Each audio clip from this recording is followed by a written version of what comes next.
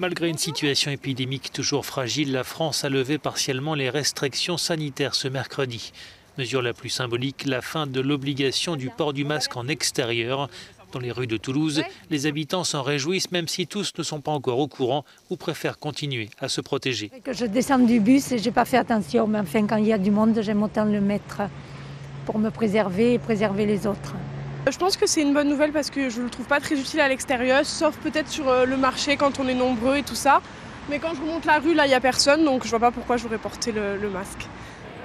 L'allègement des restrictions concerne également les enceintes sportives et les établissements culturels. Fini les jauges limitées, tous les spectateurs munis d'un pass sanitaire pourront à nouveau être accueillis.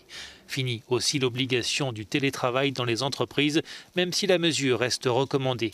En levant partiellement les restrictions, le gouvernement entend alléger un peu le quotidien des Français. Notre détermination à maintenir le pays ouvert a donc porté ses fruits. Et la levée des restrictions se fait comme prévu.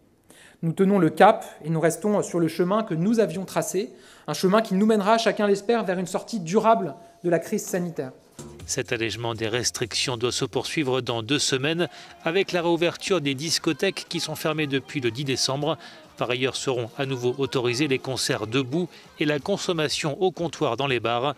Enfin, le protocole controversé dans les écoles doit être révisé. En revanche, la France, contrairement à l'Angleterre ou le Danemark, maintient l'obligation du pass sanitaire dans les lieux clos et lors des événements publics. En cause, une situation épidémique toujours délicate, malgré une légère amélioration, et une tension toujours très forte sur les hôpitaux.